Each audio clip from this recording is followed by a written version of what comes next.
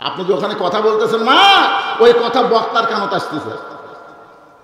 মেয়ে মানুষের জোরে কথা বললো পর্দার খেলাফ। জোরে কোন কথা শিখতে কথা মান না কেন?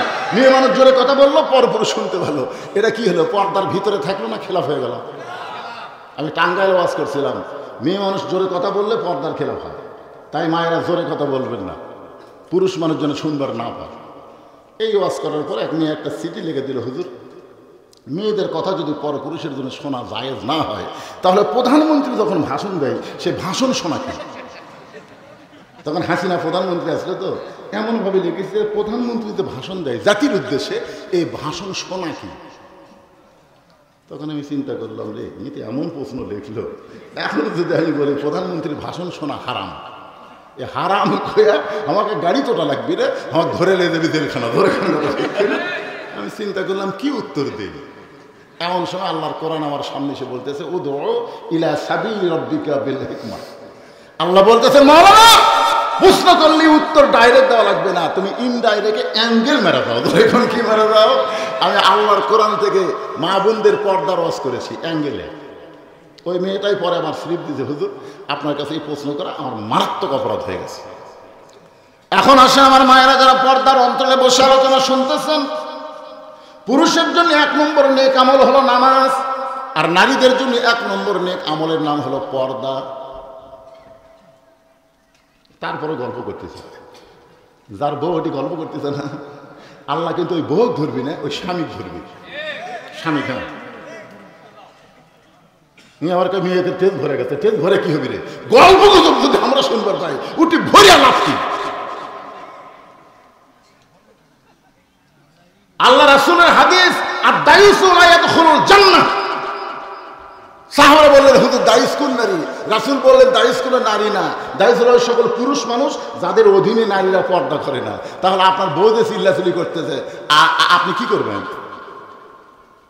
এখানে যারা বসে আছেন, আপনার বউয়েরা কি ঝগড়া করে? এই কথা কোন ঝগড়া করে? আপনি যদি কোনোদিন এই ঝগড়ার ব্যাপারে বউরে কিছু না বলে থাকেন, এই বউ যত ঝগড়া করবি খালি বউয়ের পাপ হবে না, স্বামীরও পাপ হবে। কারণ গন্ধম কিন্তু আদম খায়নি, গন্ধম কিন্তু হাওয়া খাইছে। হাওয়া আদমরে যখন শরবতের মধ্যে খাওয়ানো হয়েছে, তখন আল্লাহ বলতেছেন আদম বলতেছে, আল্লাহ কি জন্যে? বলে জান্নাতের পোশাক আর তোকে পরনে থাকবে না। আদম বলতেছে, আল্লাহ আমি তো গন্ধম খাইনি। আল্লাহ আল্লাহ খাইনি। কি করছে? আমার খিলেছে। আপনি কি মনে করছেন আমি যখন বুঝবার পারছি যে শরবতের মধ্যে গন্ধ ফল আছে, আমি কি ঢুকি চিপছি? আমি এই বাম হাতে টুটি চাইপা ধরে এই ডান হাত মুখের মধ্যে ঢুকাই দিয়ে রক্ত বমি করছি, তারপর আমার দোষ কোথায়? আল্লাহ বলে, আদম আসলেই তোর দোষ নেই, কিন্তু তোর কাছে আমার প্রশ্ন হলো, হাওয়া তোর কে হয়? আল্লাহ হাওয়া তো আমার বউ হয়। আল্লাহকে আদম হাওয়া তোমার কে হয়? আদমকে আল্লাহ হাওয়া আমার বউ হয়। আল্লাহকে আদম হাওয়া তোমার কে হয়? আদমকে আল্লাহ। একই প্রশ্ন বারবার করো, হাওয়া আমার বউ হয়। আল্লাহকে আদম রে 3-3বার প্রশ্ন করলাম, প্রত্যেকবারই বললা হাওয়া আমার বউ হয়। যতদিন হাওয়া তোমার বউ থাকবে, তোমার দায়িত্ব হলো হাওয়া কি করতেছে এটা তোমাকে খেয়াল করা দরকার। ধরে কোন ঠিক কি না? তোমার হাওয়া গন্ধমের কাছে কখন গেল? আদমকে আমি খেয়াল করিনি। আল্লাহকে গন্ধমতে পাড়ে খেলো, আমি খেয়াল করিনি। তোমাকে যে শরবত করে খাওয়ালো, আদমকে আল্লাহ আমি খেয়াল করিনি। আল্লাহকে বিয়া করবা তুমি, আর খেয়াল করবো আমি। আজকে যাদের বউ চিল্লাচিল্লি করতেছে, যে সমস্ত মেয়েরা ঝগড়া করতেছে, এই সমস্ত মেয়েদের বান্দার আগে আল্লাহ স্বামীকে আগে বানবে। স্বামী স্বামী এইবারে বন্ধ হয়ে গেছে আলহামদুলিল্লাহ। আর চিল্লাচিল্লি নাই। পানি লয় তো, পানির চাইতে বড় গল্প হলে মেয়ে মানুষ চিল্লাচিল্লি করে। আমার মায়েরা যারা পর্দার অন্তরে শোনেন, আল্লাহর নবী ফাতেমার সঙ্গে দেখা করে বললেন, ফাতেমা তোমার কি কখনো মনে হয় তোমার বাবা আল্লাহর নবী হওয়ার কারণে আল্লাহ তোমাকে জান্নাত দিবে? এ কথা কি তোমার কখনো মনে হয়? ফাতেমা বলতেছে, বাবা এই কথা আমার সবসময় মনে হয়। আমার বাবা বিশ্ব নবী হওয়ার কারণে অবশ্যই আল্লাহ ফাতেমাকে জান্নাত দিবে। রাসূল বলে, ফাতেমা তোমার বাবা বিশ্বনবী হওয়ার কারণে আল্লাহ তোমাকে জান্নাত দিবে, এই চিন্তা যদি তোমার মনের মধ্যে থাকে তাহলে তুমি বড় ভুল করেছো মা, তুমি বড় ভুল করেছো। তোমার বাবা নবী হিসাবে আল্লাহ তোমাকে জান্নাত দিবে না। জান্নাতে যদি যাবার চাও তাহলে জান্নাতের আমল করে জান্নাতে যেতে হবে। রাসূল তার কলিজার টুকরাকে বললেন, জান্নাতে যদি যাবার চাও জান্নাতের আমল করে দেওয়া লাগবে। ফাতেমা বললেন, বাবা জান্নাতের আমল কি? আল্লাহ রাসূল বললেন, মেয়ে হওয়ার কারণে আল্লাহ সহজ করে দিয়েছে। জোরে কোন সুবহানাল্লাহ। মেয়েদের জন্য জান্নাতে যাওয়া খুবই সহজ। 5 ওয়াক্ত নামাজের কথা আছে, রমজান মাসে রোজার কথা, স্বামীর খেদমত আর পর্দা। আল্লাহ রাসূল বলেছেন 24 ঘন্টায় নামাজ পড়া লাগবে না, 24 ঘন্টার মধ্যে 5 বার। কয়বার? 5টা ওয়াক্ত, 5টা সময়।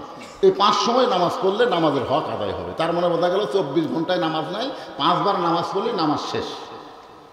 আল্লাহ রাসূল বললেন, বছরে এক মাস, 12 মাসের মধ্যে 1 মাস রোজা রাখলে রমজান মাসে রোজার হক আদায় হয়ে যাবে। আর আছে স্বামীর কথা মতো চলবা, স্বামীর খেদমত করবা। এটা সব সময় না, যখন স্বামী চাবে তখন খেদমত করবা। কিন্তু সতীত্বের হেফাজত, পর্দা, এটার কোনো সময় নাই। এটা সব সময় নারীদের জন্য আল্লাহ ফরজ করেছে, কোনো সময় নেই, সব সময়। আমার মায়েরা যারা পর্দায় আছেন, সঙ্গে সঙ্গে ফাতেমা তার ওড়না ছিল গায়েব, এই ওড়নাটা মাথার উপর দিয়ে বললেন, বাবা আপনাকে সাক্ষী রেখে বলতেছি, এই মুহূর্তে আমি ফাতেমা পর্দার ভিতরে ঢুকে গেলাম। নবীকে সাক্ষী রেখে ফাতেমা পর্দার মধ্যে ঢুকে গেল। কেমন পর্দা!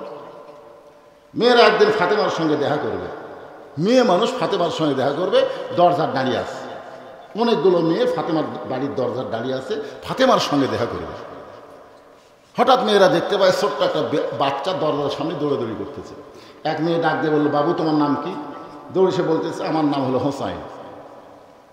মেয়েরা বলতেছে, বাবু আমরা তোমার মায়ের সঙ্গে দেখা করতে চাই, তুমি কি পারবে তোমার মায়ের কাছে আমাদের কথা বলতে? হোসেন বলতেছে, আপনাদের কোনো টেনশন নাই, আমি গেলাম। এই বলে হোসেন এক দৌড়ে মায়ের দরজার দিকে যখন দৌড়ায়, একটা ঘর অতিক্রম করে মায়ের দরজায় যাওয়া লাগবে। ওই ঘরের মধ্যে হযরত আলী আল্লাহর কোরআন তেলাওয়াত করতেছে। জোরে কান সুবহানাল্লাহ। ইন্নামাল মুমিনুনা আল্লাযীনা ইযা যুকিরাল্লাহু ওয়াজিলাত কুলুবুহুম ওয়া ইযা তুলিয়াত আলাইহিম আয়াতুহু যাদাতুহুম ঈমানা ওয়া আলা রাব্বিহিম ইয়াতাওয়াক্কালুন। আল্লাহু আকবার। এখন হোসাইন বাইরে কি করতেছে? খেলাধুলা করতে করতে, খেলাধুলা বাদ দিয়ে দৌড়ে এসে মায়ের দরজা, সঙ্গে সঙ্গে হযরত আলী আল্লাহর কোরআন তেলাওয়াত বাদ দিয়া, হযরত আলী কি তেলাওয়াত করতেছে? আল্লাহর কোরআন তেলাওয়াত বাদ দিয়ে বলেন, হোসাইন থাম, হোসাইন থাম। তার মানে কি বুঝতেছেন? আপনি যতই ইবাদত করেন, আপনার ছেলে মেয়ে কি করতেছে এদিকে আপনার খেয়াল করার দরকার আছে না? আপনি ফজরের নামাজ সামনে কাতারে পড়েন, কিন্তু আপনার 22 বছরে আড়িয়ে তুই যে ঘুম পড়ে। এই মুরব্বী, আপনি সামনে কাতারে ফজর পড়েন, কিন্তু আপনার 22 বছরে আড়িয়ে, আগে ছিল 3 হাত, 3.5 হাত, কিন্তু যেই ফজর আজান শুরু হয়েছে ওই আস্তে আস্তে 2.5 হাত। 2.5 হাত মানে কি? কম্বলের মধ্যে যে আজান শুনছে, কম্বল মাথার উপর দিয়েছে, এখন পাও বার হবে, কি করবে? আস্তে করে পাও টানে না, বুকের সাথে রাখছে। বাবা নামাজে যাওয়ার সময় জানলাতে দেখে ল্যাব দিয়ে মনে হয় চাউলের বস্তা ঢেকা থাকে, মানে মাথাও নেই পাও নেই, বিয়ে যেমন ইন্দু ধরে আস্তে আস্তে বাবা ঘরের মধ্যে ঢুকে ল্যাব টানটা দেখে, ল্যাপের ভিতরে তার ছেলের সাইজ আর সকালবেলা সাইড টিপে কুত্তার সাইজ একই সাইজ।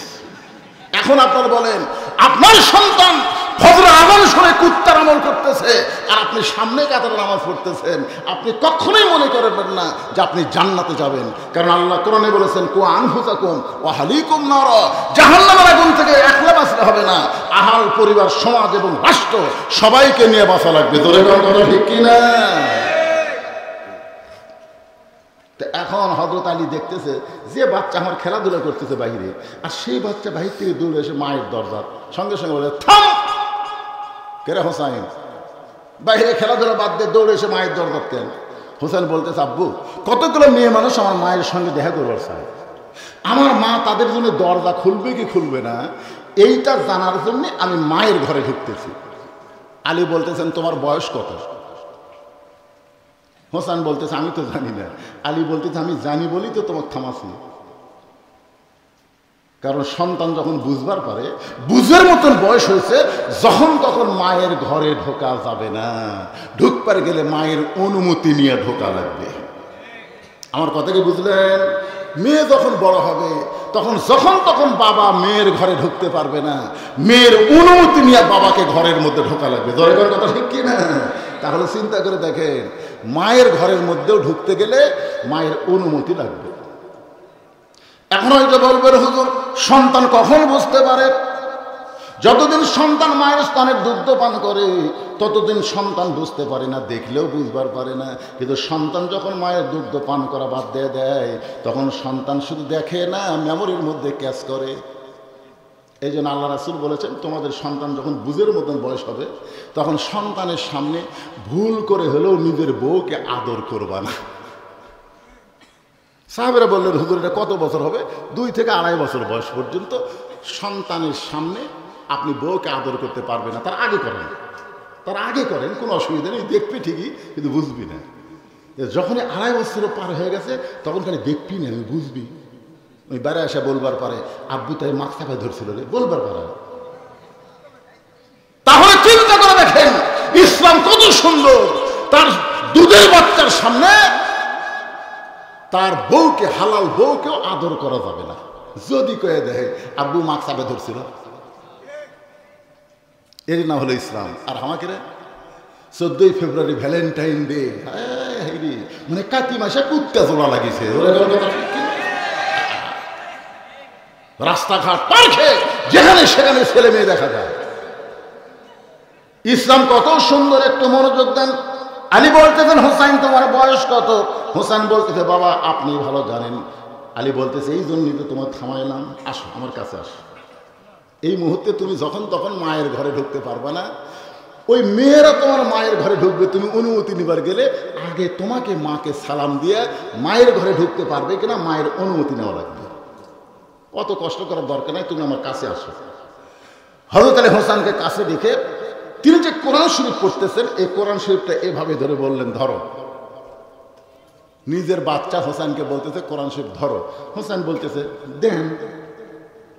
যেই বলছে দেন, আলী চোখে দর দর করে পানি পড়তেছে খুশিতে। সুবহানাল্লাহ বলেন। ছোট বাচ্চার হাতে কোরআন দেওয়া, যে বাচ্চা বলতেছে দেন, তার মনে বোঝা গেল হোসেন কোন সময় নাফাক থাকে না, সব সময় পাক থাকে। ধরে দেন কথা ঠিক কি না? সব সময় পাক থাকে। কেন মাইকের ইকো দিছে নাকি? ইকো বন্ধ করে দাও। হোসেন সবসময় পাক থাকে, যার কারণে বলতেছে বাবা দেন।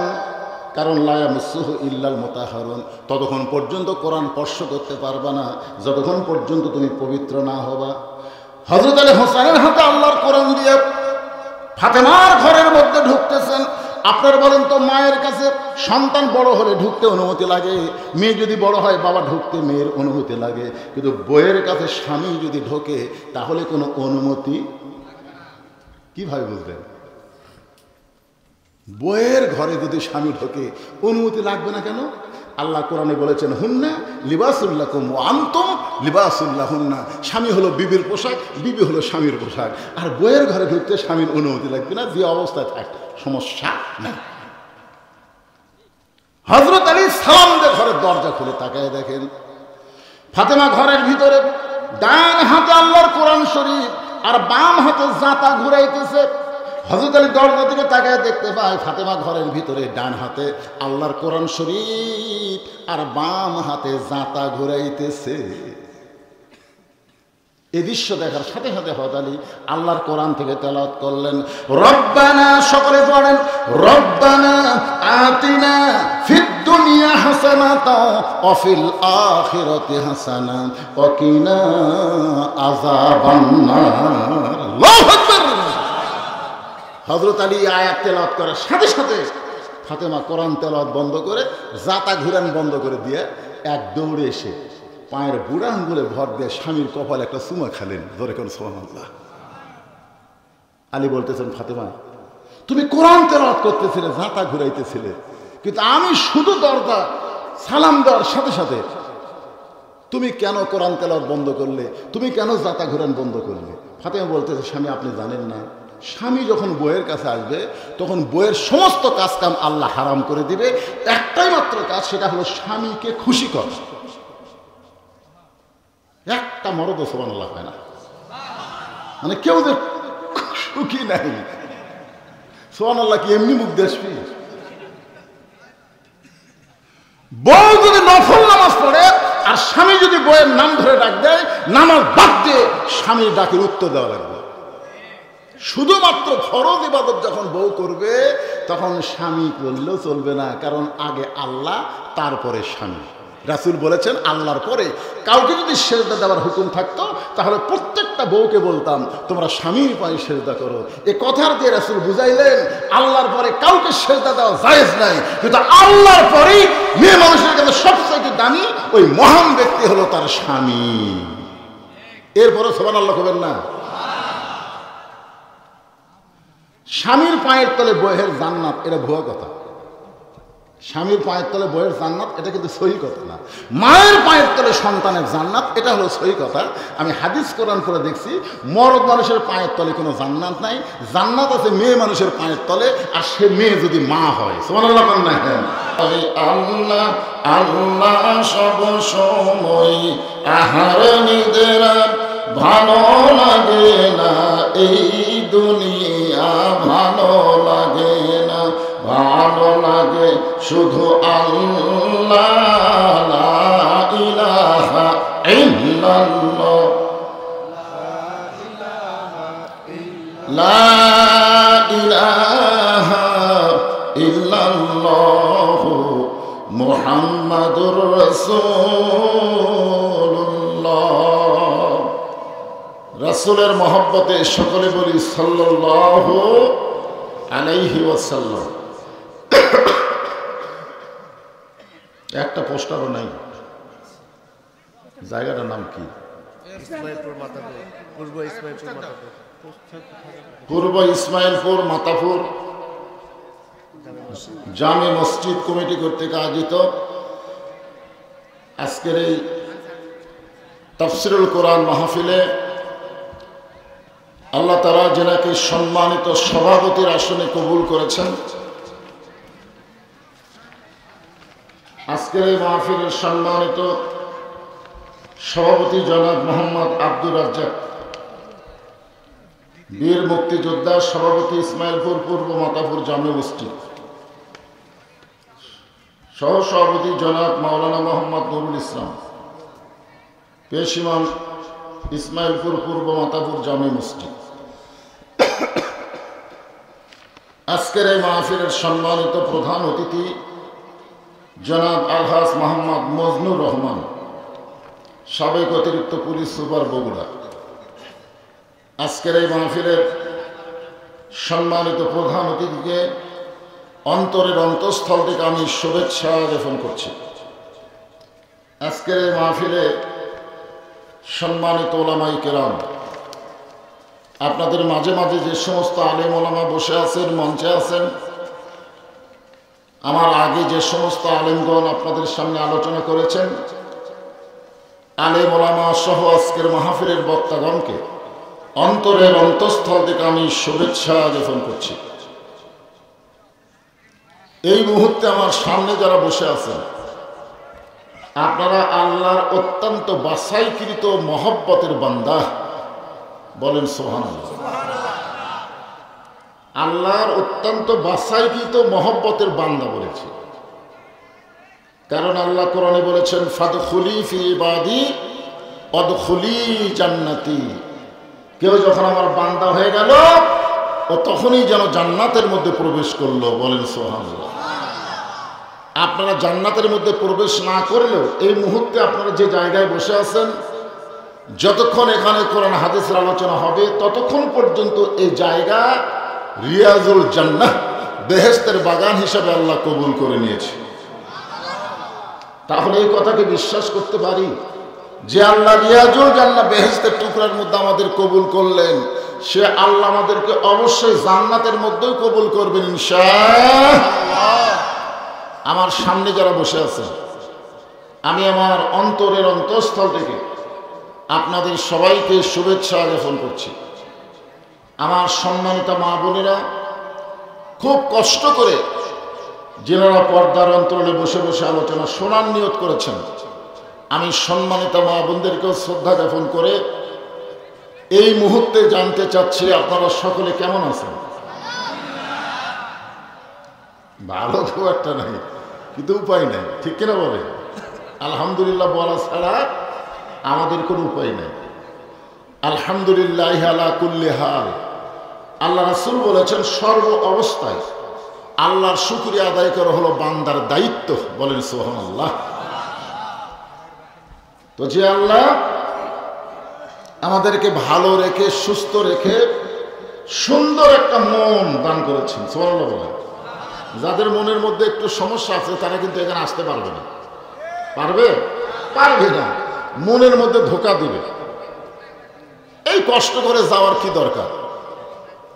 কিন্তু আল্লাহ কোরআনে বলেছেন, ওয়ালা নাবলুওয়ান্নাকুম বিশাইইন মিনাল খাউফি ওয়াল জুই ওয়া নাকসিম মিনাল আমওয়ালি ওয়াল আনফুসি ওয়াস সামারাতি ওয়া বাশশিরিস সাবিরিন। আল্লাহু আকবার। আমার সামনে যারা বসে আছেন, আমি জিজ্ঞাসা করলাম আপনারা কেমন আছেন? সকলেই বলছেন আলহামদুলিল্লাহ। আমরা আল্লাহর দরবারে শুকরগুজার করছি যে আল্লাহ দয়া করে, রহম করে আজকের এই জান্নাতের বাগানে আমাদের কবুল করেছেন। সকলেই আমরা বলবো রব্বানা লাকাল হামদ হামদান কাসীরান তাইয়িবান মুবারাকান ফীহি। এক সময় মাহফিল কমিটিরা চিন্তা করেছিল যে মসজিদের মধ্যে আলোচনা হবে, তাও তারা মাহফিল বন্ধ করবে না, এখানে না হোক মসজিদে হবে।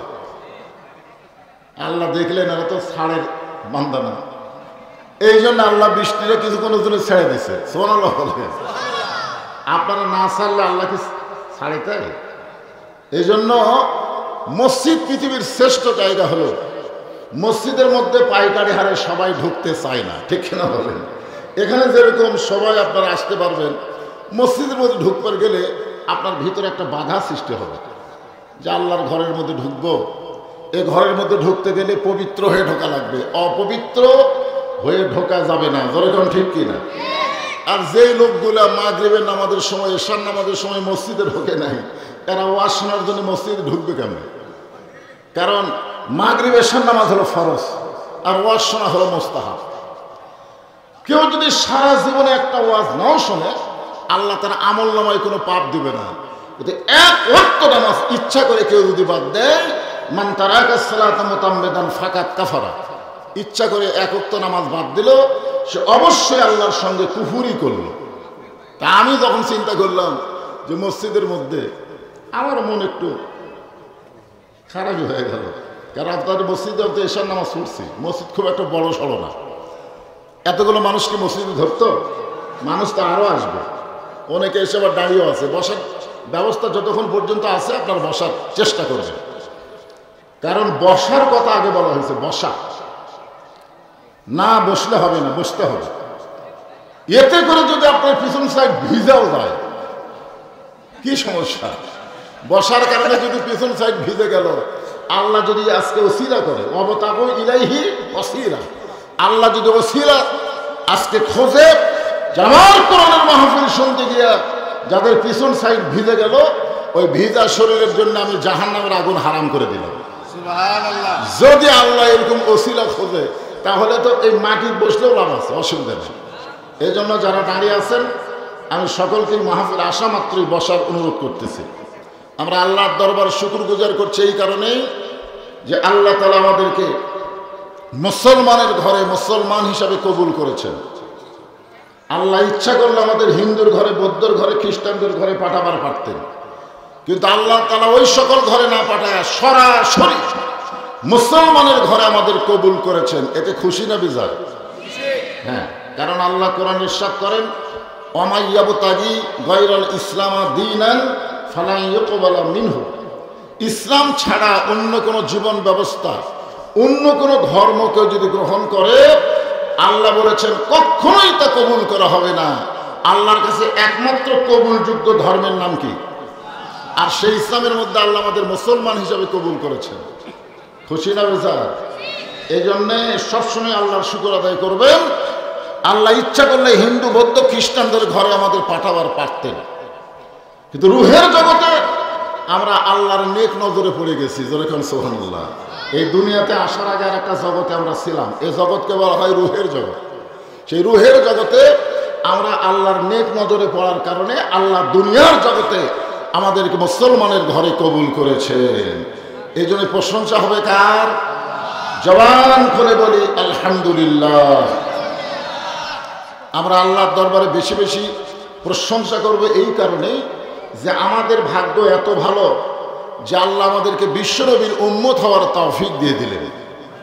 সুবহানাল্লাহ। যেই নবীর উম্মত হওয়ার জন্য নবীরা পর্যন্ত আল্লাহর কাছে ফরিয়াদ করেছেন, কিন্তু নবীদের দরখাস্ত আল্লাহ গ্রহণ করে নাই। বিনা দরখাস্তে আল্লাহ আমাদেরকে বিশ্বনবীর উম্মত হিসেবে কবুল করেছেন। খুশি না বেজার? তাহলে আর একবার বলি আলহামদুলিল্লাহ। আপনার বলেন তো, এই বিশ্বনবীর উম্মত হলে আমাদের লাভ কি? লাভ নাই। নিদানে আখেরাতে তরাইতে পড়ছে রাতে, কান্ডারি ইয়া নবী পার করিবেন সেই তরণী। সবাই বলেন নবী মোর পরশমণি, নবী মোর সোনার খনি, নবী নাম ভাবে যেজন সেই তো দোজা হানের ধনী। আল্লাহ রাসূল বলেছেন, আমি ততক্ষণ পর্যন্ত জান্নাতের মধ্যে প্রবেশ করব না যতক্ষণ পর্যন্ত আমার উম্মত উম্মাতিনীকে আল্লাহ জান্নাত না দিবে। এত বড় কথা শোনার পরে মুখে সুবহানাল্লাহ আসে না? কি মনে করতেছেন? কোন নবীর উম্মত? যেই নবী লাইলাতুল মেরাজে গিয়া আল্লাহ জান্নাতে প্রবেশ করার তৌফিক দিয়েছিলেন, জান্নাতে ঢুকে আমাদের কথা বলেন না। দেখছেন কোথায় গেছেন? জান্নাতের মধ্যে। ফেরেশতা জিবরাইল বললেন, ইয়া রাসূলুল্লাহ, আপনি যদি জান্নাত থেকে বের না হন, আল্লাহ আপনাকে জান্নাত থেকে বের করে দিবে না। নবী বললেন, জিবরাইল, আল্লাহ যদি আমাকে জান্নাতে থাকার জন্য ঢুকতে বলতো, আমি জান্নাতে ঢুকতামই না। আমি জান্নাতে ঢুকেছি আমার উম্মতের জন্য। আল্লাহ কেমন জান্নাত বানাইছে নিজের চোখে দেখার জন্য। এখন সুবহানাল্লাহ। আমার জন্য কেমন জান্নাত বানাইছে এই জন্য আমি ঢুকি নাই। আমি ঢুকেছি আমার উম্মত উম্মতের জন্য আল্লাহ কেমন জান্নাত বানাইছে দেখার জন্য। আমি সেই দিন জান্নাতে থাকার নিয়তে ঢুকবো যেদিন আল্লাহ আমার সমস্ত উম্মতকে জান্নাত দিয়ে দিবে। এখন চিন্তা করেন, যেই নবী জান্নাতের মধ্যে গিয়েও আমাদের কথা ভুললো না, সেই নবীকে আমরা দরুদ শরীফের মধ্যে পড়লাম, আল্লাহুম্মা সাল্লি আলা সাইয়্যিদিনা মুহাম্মদ। আল্লাহ তার প্রতি তুমি রহমত নাজিল করো, যিনি আমাদের নেতা, আমাদের নবী মুহাম্মাদুর রাসূলুল্লাহ। তিনি আমাদের শুধু নবী না, তিনি হলেন আমাদের নেতা। এখন আপনারা বলেন, যেই নেতা জান্নাতের মধ্যে গিয়েও আমাদের কথা বলে নাই, এমন কতগুলো নেতা এখন বাংলাদেশে বার হয়েছে যাদের পিছনে অনেকে চামচাগিরি করতেছে। এই নেতা সংসদে গেলেও আপনাদের কথা ভুলে যাবে। ধরে কোনো কথা রাখি না, সংসদে গেলে আর মনে থাকবে না। এরা কথা বলে কেন? এই কথা বলে কেন? কাজ হবে ইশারা দিয়ে, কোনো সাউন্ড হবে না, কোনো শব্দ হবে না। এগুলো তো ভলেন্টিয়ারই মনে হয়। হ্যাঁ, ভলেন্টিয়ার বাবাজেরা, কোনো শব্দ করো না, ইশারা দিয়ে কাম করে। সেই নবীর উম্মত হিসেবে আল্লাহ আমাদের কবুল করলেন। জবানে আর একবার বলি আলহামদুলিল্লাহ। এখানে আসার পরে টপ টপ করে বৃষ্টি পড়তেছিল। আমাকে বললো, হুজুর কোরআন শরীফ কি করব? আমি বললাম, তাহলে নিয়ে যাও। আছে দাও।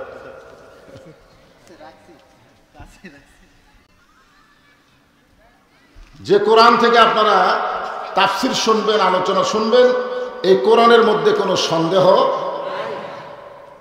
যারা বললেন না, অনেক লোক আছে দেখবেন জবান খুলবার চায় না। এই কোরআনের মধ্যে সন্দেহ নাই, এটা কি আমার কথা না আল্লাহর কথা? তো আল্লাহর কথার সাথে যারা একমত হলো না, অর্থাৎ নাই শব্দটা উচ্চারণ করলো না, আপনারা কি মনে করতেছেন ওর কান্দ ফেরেস্তা নাই? যেরকম আসে না নাই? তাহলে ওই দুই ফেরেস্তা তো বেকায়দা যে আল্লাহ বক্তা করলো কোরআনের মধ্যে কোনো সন্দেহ, তোমার অনেকগুলো বান্দা বলল নাই, কিন্তু এইটা যে কিছুই করে। তা আমরা এখন কি করব? আল্লাহ বাম কান্দের ফেরেস্তাকে বলতেছে লেখো, তার ডান কান্দের ফেরেস্তা বলবে আমিও যাও, বাম কান্দের ফেরেস্তাও তাই। আমরা তো শুনবারই পাই নাই, লেখমো কি? আল্লাহ বলতেছে আমি ডান ডাকতে করিনি, আমি বাম কান্দের ফেরেস্তাকে বলতেছি লেখো। তো বাম কান্দের ফেরেস্তা বলে আল্লাহ আমরা না শুনে না দেখে কি লিখবো? আল্লাহ বলতেছেন আমি শুনেছি, ও জবান না খুললেও ওর মনের খবর আল্লাহ আলিমুম বিজাতিস সুদূর, আমি আল্লাহ জানি বলি তোমাকে লিখতে বলেছি, তুমি লেখো বোবা শয়তান। যেরকম কি শয়তান? হক কথা যারা বলে না এরাই হলো শয়তান, এরাই শয়তান। এই 15.5 বছর আমরা জবান খুলিনি বলে হাসিনা ইচ্ছা মতো দেশ চালাচ্ছে। একটা মানুষ জবান খোলে না, ভয়ের ঠেলায় রব্বানা আতিনা ফিদ দুনিয়া হাসিনা, হাসানার জায়গায় হাসিনা করে ফেলাতে ভয়ের ঠেলা। আমাদের জবান দিয়েছেন আল্লাহ, সে আল্লাহকে খুশি করার জন্য হক কথা বলার দরকার আছে না নাই? আল্লাহ বলেছেন যালিকাল কিতাবু লা রাইবা ফীহি হুদাল লিল মুত্তাকিন। আমি চিন্তা করে দেখলাম তাফসীর পড়তে গিয়ে যে এখানে যদি আল্লাহ বলতো যালিকাল কিতাবু লা রাইবা ফীহি হুদাল লিন নাস, হুদাল লিল মুত্তাকিন না বলে আল্লাহ যদি নাস বলতো, তাহলে কোরআন শোনার সাথে সাথে ওই ব্যক্তি হেদায়েত পেয়ে যেত। কিন্তু আল্লাহ হুদাল লিল মুত্তাকিন বললেন। আপনারা যারা কোরআন শরীফ শুনতেছেন আপনারা তো বসা শুনতেছেন, কিন্তু আল্লাহ নবী যখন কোরআন তেলাওয়াত করেছে তখন আবু জেহেল শ্রোতা হিসাবে কিন্তু আপনাদের চাইতে ভালো ছিল। আপনারা খালি দেখতেছেন বিছনা আছে, বসার জায়গা আছে, এই জায়গা খুঁজতেছেন, ওই কিন্তু বসার জায়গা খোঁজেন। নবী যখন কোরআন তেলাওয়াত করেছে সারা রাত নবী কোরআন তেলাওয়াত চুপি চুপি শ্রবণ করেছে। সকালবেলা গিয়া মিটিংয়ের মধ্যে হঠাৎ মুখ ফসকে বের হয়ে গেছে, এত সুন্দর কোরআনের বাণী, রাতটা কোন দিক দিয়ে গেল আমি বুঝবারই পারিনি। আপনার বলেন তো আবু জাহেলকে কোরআনের বিপক্ষে আছে যে এত সুন্দর কোরআনের বাণী, রাতটা কোন দিক দিয়ে গেল আমি বুঝবারই পারিনি। আবু সুফিয়ান বলে নেতা, যেই কোরআন শুনতে এত ভালো লাগে সেই কোরআন গ্রহণ করলে অসুবিধা কি? যেটা শুনতে এত ভালো লাগে রাত কোন দিক দিয়ে বোঝা যায় না, সেটা ধরলে অসুবিধা কি? ধরলে তখন আবু জাহেল বলতেছে আবু সুফিয়ান তুই এমন কথা কইলি, মারাত্মক কথা। বলে এখন কি কথা? তুই আমার কাছে আয়, তোর কানে কানে বলি। আবু সুফিয়ান যখন কাছে গেছে তখন কানে কানে বলতেছে এই কোরআন যদি গ্রহণ করি তাহলে তোর আমার ভুয়ার নেতৃত্ব চলবি না। আজকে বাংলাদেশে যারা ভুয়া নীতিগিরি করবার চায় তারাই আল্লাহর কোরআনের বিপক্ষে কথা বলে। কোরআন মাদ্রাসার মধ্যে রাখতে চায়, কোরআন মসজিদের মধ্যে রাখতে চায়, কোরআন ওয়াজের প্যান্ডেলে রাখতে চায়, কিন্তু কোরআনকে সংসদে নিবার চায় না। বলে ইসলামে কোনো রাজনীতি নাই, কোরআনে কোনো রাজনীতি নাই। কোরআনে 114টা সূরার মধ্যে রাজত্ব নামের একটা সূরা আছে। জোরে করার কথা ঠিক কিনা? জীবনে কোরআন সব হাত দিয়ে ধরো নাই। আর আজগবি ফতোয়া মারা চলবে না, আগের দিন বাগে খাইছে। জোরে করার কথা ঠিক কিনা?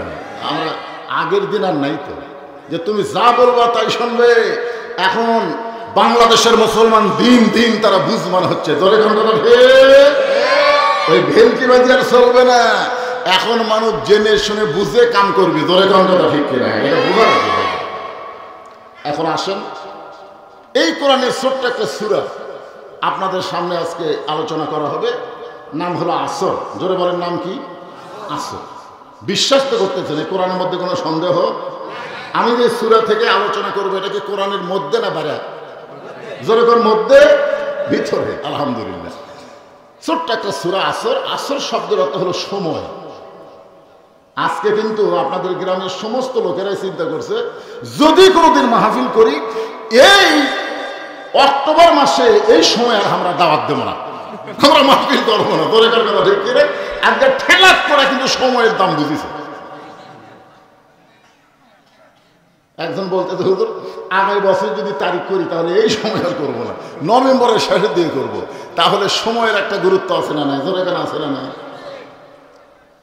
আমি যখন খুব ছোট ছিলাম তখন আব্দুল আলিমের একটা গান শুনতেছিলাম, কিন্তু অর্থ বুঝিনি।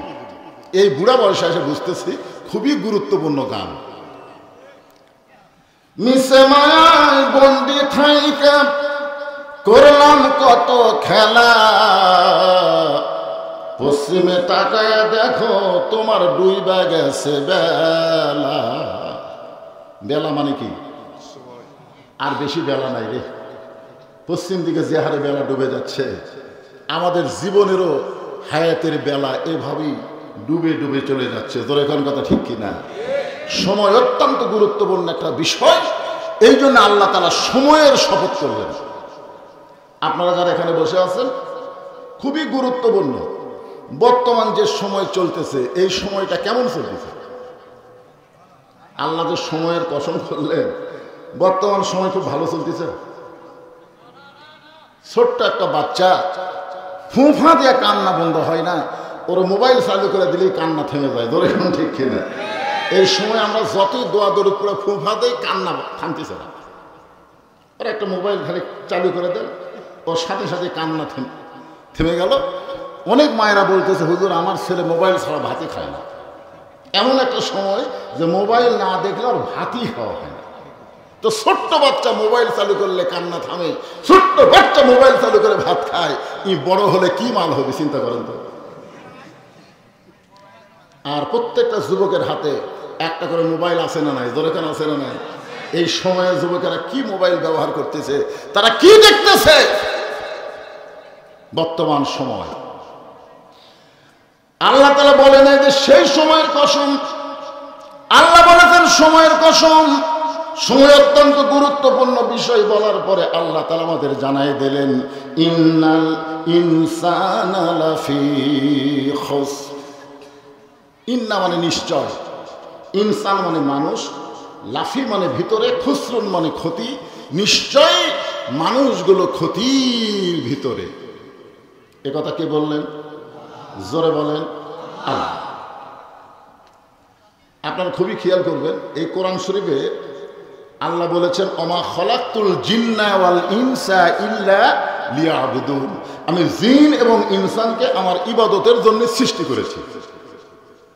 তো ইবাদতের কথা যেখানে আল্লাহ বলেছেন সেখানে জিন এবং ইনসান বলেছেন, কিন্তু ক্ষতির কথা যেখানে আল্লাহ বললেন এখানে আল্লাহ জিনকে মাইনাস করে দিলেন। ওই আয়াত অনুযায়ী এখানে আল্লাহর বলা দরকার ছিল ইন্নাল জিন্না ওয়াল ইনসানা লাফি খুসর, নিশ্চয় জিন এবং মানুষ ক্ষতির ভিতরে। কিন্তু ইবাদতের কথা বলার সময় আল্লাহ জিন ইনসান একত্র করলেন, আর ক্ষতির কথা বলার সময় আল্লাহ জিনত বাদ দিলেন। কি জন্য বাদ দিলেন আপনারা কি জানেন? না জানলে বলবেন জানি না। এক কথা জানি না। জানেন? আরো ধরে এখন জানেন? জানার জন্য আইছেন, ঠিক কিনা বলে? কি জন্য আল্লাহ তাআলা ইবাদতের কথা বলার সময় জিন ইনসান একত্র করলেন, আর ক্ষতির কথা বলার সময় আল্লাহ জিরোক মাইনাস করে শুধু মানুষের কথা বললেন? আমরা সবাই জানি আল্লাহর যত মাখলুকাত আছে, আল্লাহ যত কিছু সৃষ্টি করছে, সবচাইতে উত্তম মাখলুকাতের নাম কি? মাখলুকাত মানে বুঝেন? আল্লাহর সৃষ্টি জগতের মধ্যে সবচাইতে। দেখেন এই কোরআনে এক জায়গায় আল্লাহ এই মানুষের কথা বলবে, তার আগে আল্লাহ 4টা শপথ করলেন। কয়টা? আচ্ছা, শপথ মানুষ কখন করে? এখন কিন্তু আমাদের এলাকায় শপথ শুরু হয়ে গেছে। একই দলের 4-5টা করে দাঁড়াচ্ছে, তো খালি শপথ মারতেছে। ভাই খালি তোমরা আমার দিকে তাকাও, আমি আল্লাহর শপথ করে বলছি। জনগণ খালি মুচকে মুচকে হাসে। এটা ধাপের হাটের শপথ। ধাপের হাটের শপথ বুঝে? আল্লাহর শপথ করে বলতেছি 10 কেজি দুধ হবে। এমন শপথ খাওয়া খাসে সরল মানুষ বিশ্বাস করে গাড়ি কিনছে, বাড়িতে টাইনে টুনে 200 আছে। তো মানুষ আল্লাহর শপথ করার পরেও মিথ্যা কথা বলে। জোরে করে কথা ঠিক কিনা? এখন আপনারা বলেন তো আল্লাহর কি শপথের দরকার আছে? আল্লাহকে মিথ্যা বলে নাকি? তারপরেও আল্লাহ বললেন অত্তিন ওয়াজ্জাইতুন وطور سنين وهذا البلد الأمين لقد خلقنا الإنسان في أحسن تقويم الله চারটা শপথের পরে আল্লাহ বললেন মানুষকে অবশ্যই আমি আল্লাহ সর্বোত্তম আকৃতি দিয়ে সৃষ্টি করেছি বলেন সুবহানাল্লাহ এত সুন্দর করে আল্লাহ আদমকে তৈরি করলেন যে আদমের দিকে আল্লাহ তাকায় থাকতে থাকতে একসময় বললেন উসজুদু লি আদমা আদমকে সিজদা করো সমস্ত ফেরেশতাদের লক্ষ্য করে আল্লাহ ঘোষণা করলেন সব ফেরেশতা সিজদা করলো একজন করলো না আল্লাহ রাগ করে বললেন তুই সিজদা করলি না কেন তখন ও আগুন পানি নিয়ে কথা বলেছে আল্লাহ দেখেছেন ইল্লা ইবলিস আবা ওয়াস্তাকবার সঙ্গে সঙ্গে আল্লাহ ঘোষণা করলেন বের হয়ে যা আমার এরিয়ার মধ্যে রহমতের এরিয়ার মধ্যে তোর আর জায়গা হবে না শয়তান বলতেছে আল্লাহ আপনি আমাকে বের করে যখন দিচ্ছেন আমি থাকবো না তো যাওয়ার আগে আমার একটা প্রশ্ন হলো আল্লাহ বড় না আদম বড় না না শয়তান প্রশ্ন করতেছে কাকে আল্লাহ করতেছে আল্লাহ কয় ইবলিস এই প্রশ্ন তোর মনে আসার কারণ কি আল্লাহ কিন্তু সবই জানে আল্লাহ জানি কি জানে না কিন্তু আমাদেরকে জানানোর জন্য বলতেছে এই প্রশ্ন মনে আসার কারণ কি ইবলিস বলতেছে আল্লাহ আপনাকে আমি একাধারে 6 লক্ষ বছর সিজদা করছি 1-2 বছর না 6 লক্ষ বছর আপনাকে একাধারে আমি সিজদা করছি আর আদমকে শুধু একটা সিজদা করিনি আর একটা সিজদা না করার কারণে আপনি যদি আমাকে বের করে দেন তাহলে 6 লক্ষ বছরের সিজদার খবর কি আমি আপনাকে 6 লক্ষ বছর সিজদা করেছি আমি স্রষ্টা আল্লাহকে 6 লক্ষ বছর সিজদা করেছি আর সৃষ্টি আদমকে খালি একটা করিনি তাহলে একটা সিজদা না করলে যদি 6 লক্ষ বছরের সিজদা বাতিল হয়ে যায় আমার তো মনই বলতেছে আপনার চাইতে আদমই বড়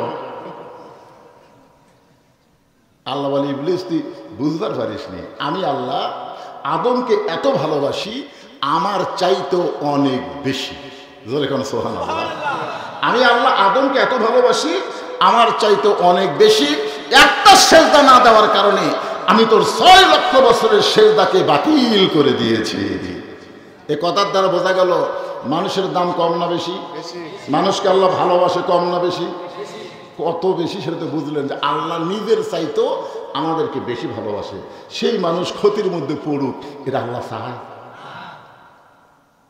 বাপ অনেক সময় বলে তুই যতই ব্যবসা কর তোর লাভ হবে না বর্তমান সময়ে যতই ব্যবসা কর তোর লাভ হবে না কারণ এই সময় মানুষ যে হারে বাকি খায় আর তুই সমানে বাকি দিস তোর দোকান ধ্বংস হয়ে যাবে ছেলে মুসকে মুসকে হাসার বলে বাবা আপনি খালি আমার ক্ষতিই দেখেন কত মানুষ দোকানে বসে কেউ তো বলে না আমার ক্ষতি হবে লাভ হবে না আর আপনি খালি ক্ষতি দেখেন বাপ কয় জনগণ তোকে ভালোবাসে না এই জন্য তোর ক্ষতির দিকে খেয়াল করে না কিন্তু আমি বাবা তোকে ভালোবাসি আগে তোর লাভের চাইতে ক্ষতিই বেশি দেখি আল্লাহ মানুষকে এত ভালোবাসেন যেই ভালোবাসার কারণে জিনকে মাইনাস করে আল্লাহ শুধু মানুষকে লক্ষ্য করে বললেন ইন্নাল ইনসানা লাফি খুসর এরপরে আল্লাহ বলতেছেন ইল্লাল্লাযীনা আমানু ওয়া আমিলুস সালিহাতি ওয়া তাওয়াসাউ বিল হক ওয়া তাওয়াসাউ বিস সবর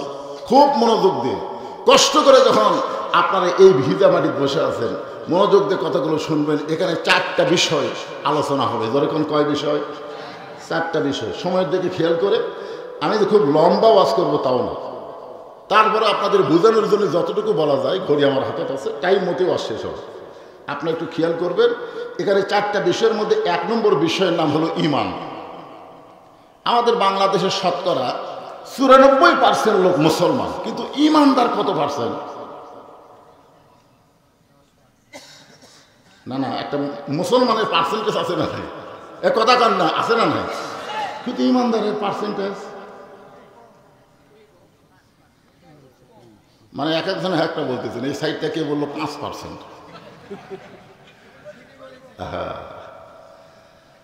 খুব মনোযোগ দিয়ে শোনা লাগবে 4টা বিষয়ের মধ্যে 1 নম্বরে ঈমানের জায়গা আল্লাহ কেন বললেন কারণ বাংলাদেশের অধিকাংশ মুসলমানের ঈমান নেই ঠিক বললেও ঠিক, না বললেও ঠিক। এখন একজন ঠিক করছেন, আমি বুঝানোর পরে সব। আল্লাহ কোরআনে বলেন, অমিনান নাসি মাইয়াকুলু আমান্না বিল্লাহি ওয়া বিল ইয়াউমিল আখিরি ওয়া মা হুম বিমুমিনিন। মানুষের মধ্যে এমন কতগুলো মানুষ আছে যারা বলে আমরা আল্লাহ বিশ্বাস করি, আখিরাতকে বিশ্বাস করি, এরপরও আল্লাহ বলেছেন তারা মুমিন নয়, তারা ইমানদার নয়। এ কথা বলার পেছনে আল্লাহর কারণ কি? আচ্ছা, ওদিকে যে চিল্লাচিল্লি হতেইছে, এরা কারা করতেছে?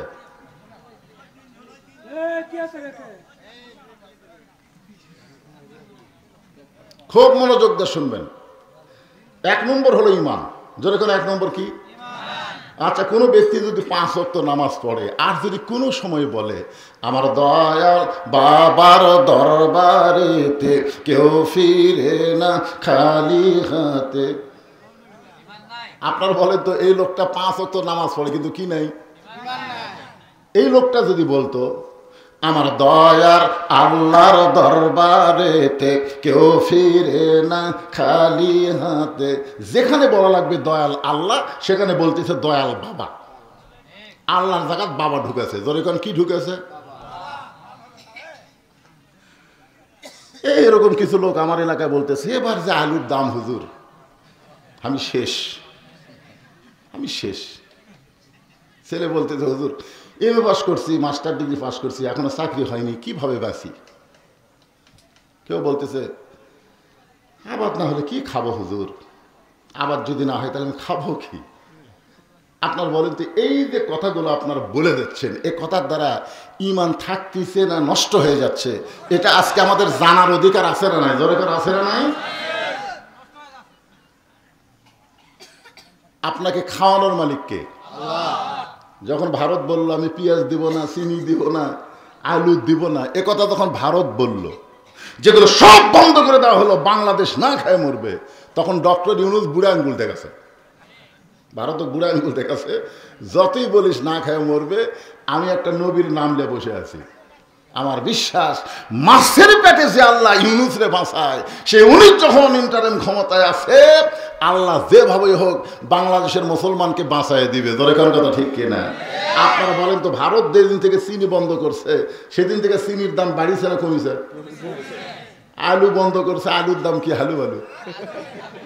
আপনারা পেঁয়াজ বন্ধ করার পরে দাম বাড়িছে না কমিছে? এখানে আমাদের বিশ্বাস করা লাগবে ভারতের দরজা খোলা বন্ধ দিয়া রেজেক বন্ধ হবে না। রেজেক দেওয়ার মালিক হচ্ছে অমামিন দাব্বাতিন ফিল আরদি ইল্লা আলাল্লাহি রিজকুহা। ঈমান। সাহাবারা জিজ্ঞাসা করলেন হে রাসূলুল্লাহ, এই ঈমান সম্পর্কে আপনার কাছে আমরা ভালোভাবে ক্লিয়ার শুনতে চাই। আল্লাহ নবী বললেন তাহলে শোনো, ইকরার বিল লিসান, তাসদিকু বিল জানান, আমল বিল আরকান, এরই নাম হলো ঈমান। এখানে 3টা কথা বলা হয়েছে, খেয়াল করবেন। একটা হলো ইকরার বিল লিসান, জবানে বলতে হবে লা ইলাহা ইল্লাল্লাহ। এখানে আর যে কয়টা ভাই দেখতেছি এটা তো বয়স বেশি হয়নি। আমার এলাকার এক হিন্দু মুরব্বী আমাকে বলছে বাবা মুসলমানের কলমার দাম আছে। তাই বললাম মুরব্বী মুসলমানের কলমার দাম আপনি কেমনে বুঝলেন? বলে যুদ্ধের সময় বুঝেছি। এই কলমা যার মুখতা ছিল পাকিস্তানের আর্মি তাকে হত্যা করেনি, আমরা হিন্দুরা ভয়ের ঠেলায় লা ইলাহা ইল্লাল্লাহর জিকির করছি। আর্মিরা আমাদের মুখের কলমা শুনে আর গুলি করেনি। দেশ যখন স্বাধীন হয়ে গেল আর আমরা কলমা নেই। আমি বললাম দাদা এই কলমা শুধু মুখে উচ্চারণ করার কারণে আর্মির গুলির থেকে যদি আল্লাহ আপনাদের বাঁচায় দেয়, এই কলমা যদি কলিজার মধ্যে জায়গা দেবার পারেন, তাহলে জাহান্নামের আগুন থেকে আল্লাহ আপনাদের বাঁচায় দিবে। তখন বলতেছে বাবা কলিজার মধ্যে কলমা সেটা আবার কি? রাসূল বললেন তাসদিক বিল জানান, কলিজার মধ্যে যখন কোন মুসলমানের ঈমান ঢুকবে, ওই মুসলমানটা কেমন মুসলমান হবে? উকিল বলতেছে স্যার আপনি যদি খালি রাষ্ট্রপতির কাছে বাঁচার দরখাস্ত লেখেন, রাষ্ট্রপতি একটা দলের আমির হওয়ার কারণে আপনাকে যদি মাফ করে, তাহলে আপনার ফাঁসির দণ্ড কার্যকর হবে না। আপনি রাষ্ট্রপতির কাছে একটা বাঁচার দরখাস্ত লেখেন। কিসের দরখাস্ত? প্রাণ ভিক্ষা। কথা কর না, কিসের দরখাস্ত? তাসদিক বিল জানান, কলিজার মধ্যে ইমান থাকার কারণে মুস্কি মুস্কি হাসতেছে। উকিল বলে, স্যার হাসেন কেন? বলে, হাসার কারণ হলো তুমি যে রাষ্ট্রপতির কাছে আমাকে প্রাণ ভিক্ষা চাইতে বলতেছো, এইরকম 3টা রাষ্ট্রপতিকে আমি ক্ষমতার থাকা অবস্থায় মরা দেখছি। কয়জনকে? 3 জনকে ক্ষমতা থাকতেই মরা দেখছি। একটা হলো শেখ মুজিবুর রহমান, একটা হলো জিয়াউর রহমান, একটা হলো জিল্লুর রহমান। যারা ক্ষমতার থাকতে নিজেই মারা যায়, কোন ইমানদার কলিজার মধ্যে ইমান থাকা অবস্থায় ফাঁসির মঞ্চে যাবে, কিন্তু রাষ্ট্রপতির কাছে বাঁচার দরখাস্ত লিখবে না। তখন বলতেছে, এই গোয়ার্কের কারণেই তো আপনার ফাঁসি হবে। সঙ্গে সঙ্গে ইমানদার কোরআন থেকে পড়তেছেন, ওয়ালা তাকুলু লিমান ইউকতালু ফি সাবিলিল্লাহি আমওয়াতুন বাল আহইয়াউ ওয়ালাকিন লা তাশউরুন। তুমি বলতেছো আমার ফাঁসি হবে, কিন্তু আমার ঈমান বলতেছে ফাঁসির মাধ্যমে আল্লাহ তাআলা আমার জন্য 8টা জান্নাতের দরজা খুলে দিবে। এই সুবহানাল্লাহ পড়তে পয়সা লাগতেছে। তাসদিক বিল জানান, আবার কি বৃষ্টি আসা থেকে চিন্তা করতেছেন? হ্যাঁ না, আবার যদি বৃষ্টি আসে কি করবেন? আবার মসজিদে যাবেন নাকি?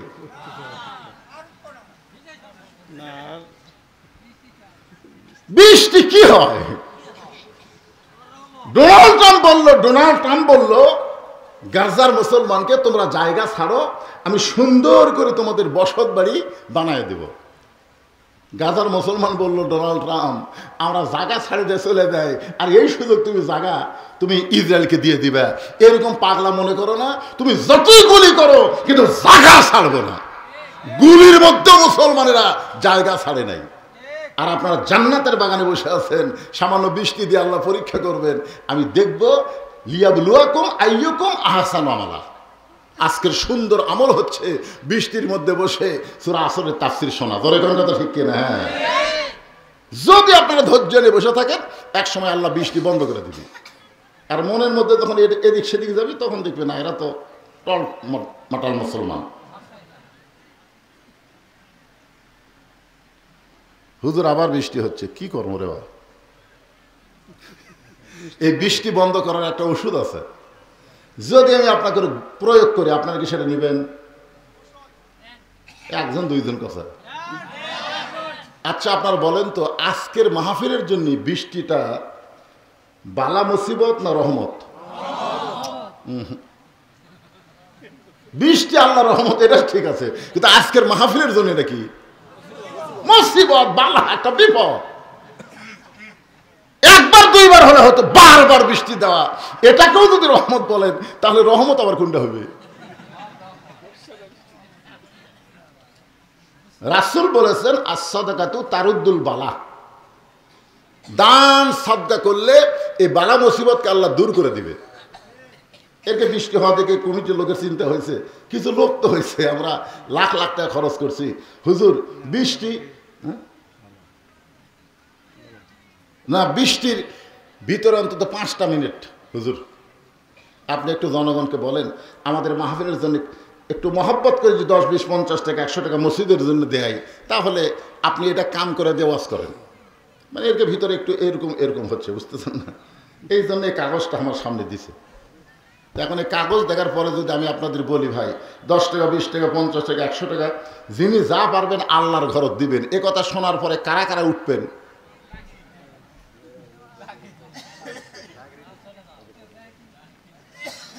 দিবেন তো ইনশাল্লাহ, যা পারেন, 10 হোক 20 হোক 50 হোক 100 হোক আপনারা দিবেন। আপনাদের কাছে যখন ব্যাগ যাবে, রুমাল যাবে, আপনারা আল্লাহর দিবেন তো, দিবেন না ভাই? as-সাদাকাতু তারুদ্দুল বালা। খালি আজকের মাহফিলের বৃষ্টি না, যত প্রকার বালা মুসিবত আছে, দান সদকা করলে আল্লাহ সব দূর করে দেয়। এ মুরব্বী আগে লাভ দেয় উঠে, এই সময় যাওয়া চলবে না তো।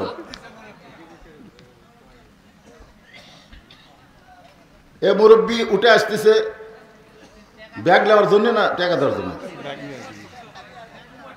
এই ছেলেরা, এই ব্যাগ না ঢোকো না কেন?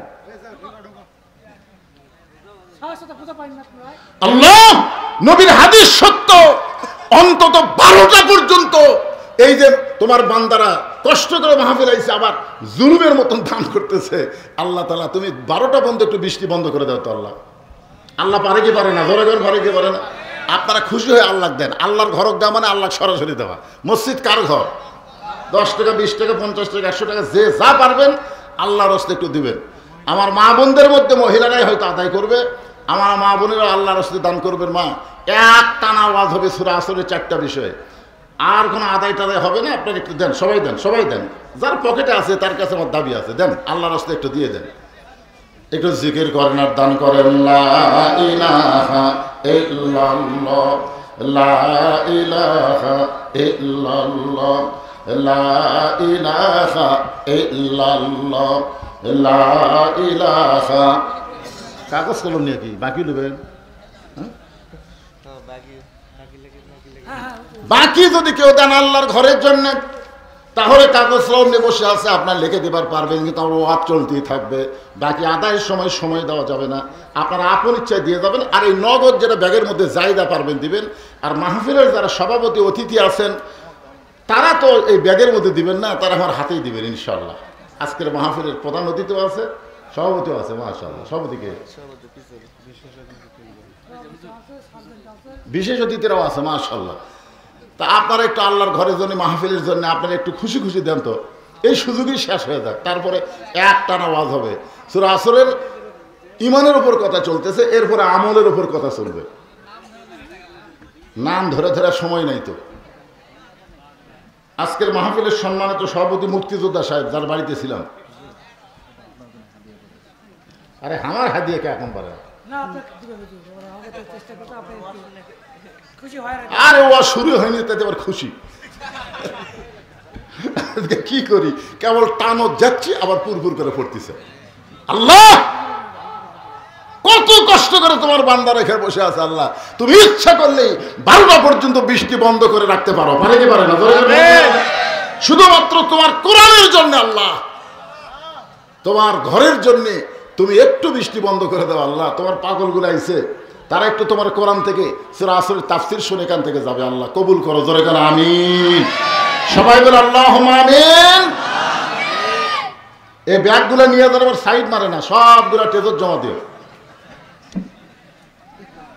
সবাই একটু মহব্বতের জিকির করেন। লা ইলাহা। 10,000 টাকা নগদ, 5,000 ব্যাগে 5,000। বিশেষ অতিথি শাহিন সাহেব 10,000 টাকা, জোরে বলেন মারহাবা। নগদে 5,000, বাকিতে 5,000। আল্লাহ তার দানকে কবুল করুক, জোরে করেন আল্লাহুম্মা আমিন। বিষয় হলো 4টা, জোরে বলেন কয়টা? 1 নম্বর বিষয় হলো ঈমান। ঈমানকে ব্যাখ্যা করতে গিয়ে তাসদীক বিল জানান, কলিজার মধ্যে ঈমানের কথা বলতেছিলাম। এরপরে রাসূল বললেন আমল বিল আরকান, তুমি যে ঈমানদার এটা আমলের মাধ্যমে প্রকাশ করা লাগবে। সূরা আসরের 2 নম্বর বিষয় হলো আমিলুস সলিহা, নেক আমল করা লাগবে। আপনারা বলেন তো, ঈমান গ্রহণ করার পরে যত আমল আছে এর মধ্যে 1 নম্বর নেক আমলের নাম কি? খেয়াল করে শুনতেছেন না? ঈমান গ্রহণ করার পরে আল্লাহর বহু আমল আছে, কিন্তু এর মধ্যে 1 নম্বর নেক আমলের নাম কি? নামাজ। জোরে বলেন নাম কি? কেউ বলতেছেন সালাত, কেউ বলতেছেন নামাজ। যাই হোক, সালাত আর নামাজ একই জিনিস। তা আমরা যেটা বুঝি সেটাই বলবো, নামাজ। আপনার বলেন এখন যে আমল না করলে ঈমানই থাকে না, সে আমলের নাম কি? নামাজ। লা সালাতা লা ঈমানা, যার নামাজ নাই তার ঈমান নাই। লা সালাতা লা দীনা, যার নামাজ নাই তার কোনো ধর্মই নাই। বাইনাল আবদি ওয়াল কুফরি তরকুস সালাত, বান্দার কাফেরের মধ্যে পৃথক করার জিনিসটার নামই হলো নামাজ। যারা নামাজ পড়বে তারা আল্লাহর বান্দা, আর যারা নামাজ পড়বে না তারা হলো কাফের। তাহলে আমি যেই বলবো বেনামাজি, আপনারা বলবেন কাফের। এটা আমার কথা না, আপনার কথা না, কথা হলো নবী বলেছেন। যেরকম কে বলেছেন? বুখারী শরীফের হাদিস, বেনামাজি বাইনাল আবদি ওয়াল কুফরি তরকুস সালাত। আপনারা কি হাদিস বিশ্বাস করেন? এই হাদিস অনুযায়ী রাসূল বলতেছেন যারা নামাজ পড়বে তার আল্লাহর বান্দা, আর যারা নামাজ পড়বে না তার হলো কাফের। তাহলে আমি যেই বলবো বেনামাজি, আপনারা বলবেন কাফের। এই কথা বলতে আপনাদের কোন জায়গায় বাঁচতেছে? যদি মনে করেন হুজুর আমি আমি তো মাগরিব এশার নামাজ পড়িনি, তাহলে আমি তো কাফের হয়ে গেলাম। আরে আপনি কাফের হলেও এই কথার সঙ্গে যদি একমত হন, ফজর থেকে আল্লাহ হয়তো আপনার নামাজের জন্য কবুল করতে পারে। ধরে ধরে ঠিক কিনা? এদের হক কথা সত্য কথা বলার সময় মুখ বন্ধ করা যাবে? বেনামাজি আরো জোরে জোরসে বলো। তোমার দুই কান্দে দুই মোহরি, লিখিতেছেন ডায়েরি, দলিল দেখে রায় দিবে, টাকা পয়সার নাই কারবার। কিরামান কাতিবিনা ইয়ালামুনা মা তাফআলুন। এদের সাদা গঞ্জি গাওয়া ঘুরতেছে ভলান্টিয়ার, খোঁজলে দেখেন এদের মধ্যে অনেকে মাগরিব এশার নামাজ পড়েনি, কিন্তু কি মাহফিল করলে বলে মসজিদ উন্নয়নে। হুজুর, তো মসজিদের উন্নয়ন মানে কি? মসজিদের উন্নয়ন মানে মসজিদ টাইলস করা, মসজিদ দোতলা করা, মসজিদ এসি করা, এগুলো মসজিদের উন্নয়ন নয়। মসজিদের উন্নয়ন হলো মুসল্লি কালেকশন। মুসল্লি যদি না থাকে কিসের উন্নয়ন? ও আমিলুস সালিহাত।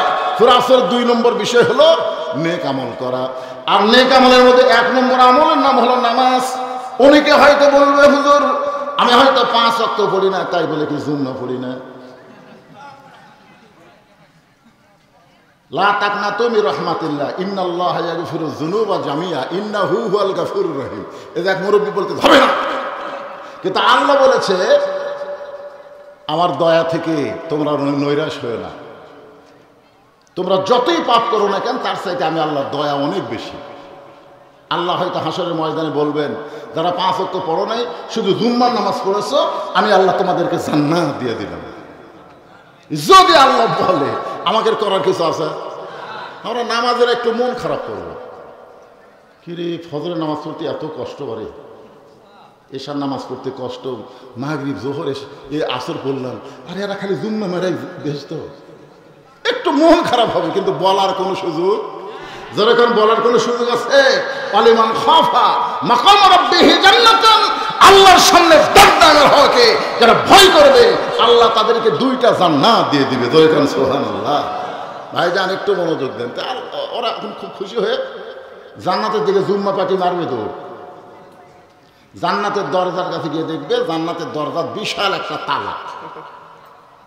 বলবে আল্লাহ আপনি আমাকে জান্নাত দিলেন, কিন্তু জান্নাতের দরজার যে তালা, আল্লাহ বলতেছে চাবি তোর কাছে আছে, খুঁজে দেখ। তবে জুম্মা পাটিটা খুঁজে দেখবে চাবি আছে, খুশি হয়ে তালার মধ্যে ঢুকাবে, কিন্তু চাবি ঢুকবে ঠিকই, ঘুরবি না। ঢুকছে ঠিকই কিন্তু ঘোরে না। বলে আল্লাহ চাবি তো তালার মধ্যে ঢুকলো, কিন্তু ঘোরে না কেন? আল্লাহ বলতেছে তালার মধ্যে 5টা দাগ আছে, তো চাবির মধ্যেও 5টা দাগ থাকা লাগবে, দাগে দাগে মিল হবে, কুটুস করে খুলে দেবে। তখন ওরা চাবি বের করে দেখে তেল ঢেলা। আল্লাহ কয় পাগল, ওই যে তালার মধ্যে ঢুকেছিস ওই তালার 5টা দাগ আছে রে, এই দাগে দাগে মিল হওয়া লাগবে। আমার চাবি না তেল তেলা, 5টা কিসের দাগ? তখন আল্লাহ বলবেন ফজর যোহর আসর মাগরিব এশা, এই 5টা দাগ যে চাবির মধ্যে থাকবে না তারা জান্নাত দেখতে পারবে কিন্তু ঢুকতে পারবে না। তাহলে জুম্মা পার্টির জন্য খবর কি? জান্নাত দেখতে পারবে কিন্তু ঢুকতে পারবি না। এখন যারা খালি জুম্মা মারতেছেন তাদের জন্য আজকে মসজিদের উন্নয়ন হলো 5 ওয়াক্ত নামাজ জামাতে আদায় করা লাগবে। জোরে কোন ঠিক হবি না, যতই ঠিক কোন কাম হবি না। কারণ নবুয়তের 10ম বৎসরে আল্লাহ নবীকে নামাজ দিয়েছে। খুব খেয়াল করবেন, এটা আমির হামজা তো ওয়াজ করেনি, খাদিজা 1 ওয়াক্ত নামাজ পড়েনি, একটা রোজাও রাখেনি, 1টা টাকা যাকাতও দেয়নি, একদিনও পর্দার মধ্যে থাকেনি, হজও করেনি, তারপরে আল্লাহ তাকে জান্নাতে একটা ঘর দিয়েছে, আল্লাহ পাক তাকে সালাম দিয়েছে। এইটুকু শোনার পরে ওরা কাটিং করছে, ইউটিউবে এটা কাটিং করছে। এরপরে আমি হামজা কি বলছে ওটার দেয়নি।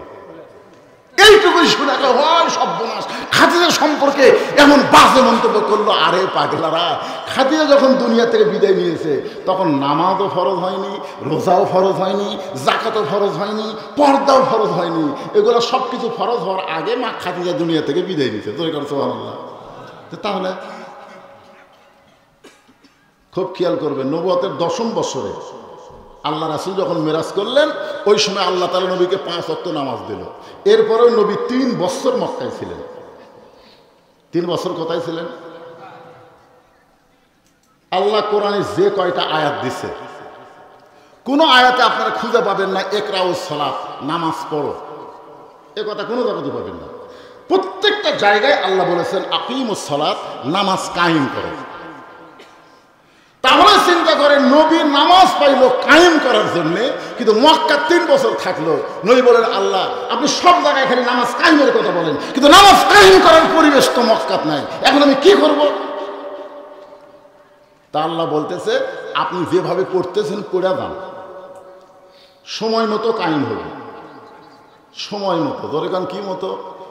তা আপনারা যেভাবে পড়তেছেন আপাতত পড়ে যান, বাদ দিয়ে না, কিন্তু সময় মতো। আল্লাযীনা ইম্মাক্কান্নাহুম ফিল আরদ আকামুস সালাত, যেদিন বাংলাদেশের সংসদে কোরআন যাবে, আল্লাহর বান্দাকে ক্ষমতার চেয়ার দেওয়া হবে। ক্ষমতার চেয়ার পাওয়ার পরেই তার 1 নম্বর দায়িত্ব হলো নামাজের বিল সংসদে পাস করা। ধরে ঠিক কি না? সংসদ থেকে নামাজের বিল পাস না হওয়া পর্যন্ত আমার ওয়াজ দিয়ে মসজিদ ভরবি না। এই জন্য সব দেখা হলো শেষ। আগামীতে আমরা দেখব আসল জায়গায় কোরআন, কোরআনের বাংলাদেশ। যেরকম কথা ঠিক না বললেন, ঠিক না বললেন অসুবিধা কি? আপনি ঠিক না বললেও কামকিত হয়ে যাচ্ছে। আগের দিন আমি একটা কথাই বলছি, আগের দিন বাগে খাচ্ছে, ওইটা ধান্দা করে থাকেন না। আগের দিন আর নাই, মানুষ এখন সজাগ হয়ে গেছে। ধরে কোন কথা ঠিক? একটু মনোযোগ দিয়ে শোনেন। যতই নামাজের আমি ওয়াজ করি না কেন, আপনারা নামাজ যারা পড়েন না তারা আদায় করতে পারবেন না, কিন্তু যারা নামাজ পড়েন আজকে ওয়াজের শোনার পরে আপনার মনটা আরো নামাজের প্রতি আগ্রহ বেশি হয়ে যাবে। এখন আপনাদের জন্য আমার কথা হলো, এই নামাজটা কিন্তু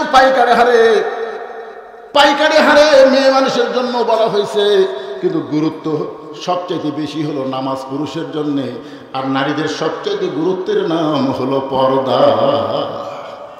আমার মায়েরা যারা চিল্লাচিল্লি করতেছেন একটু ভালো করে শোনেন। আপনি যে ওখানে কথা বলতেছেন মা, ওই কথা বক্তার কানত আসতেছে। মেয়ে মানুষের জোরে কথা বললো পর্দার খেলাফ। জোরে করে কথা শিখতে কথা মান না কেন? মেয়ে মানুষ জোরে কথা বললো, পরপুরুষ শুনতে ভালো, এটা কি হলো? পর্দার ভিতরে থাকলো না খেলাফ হয়ে গেল?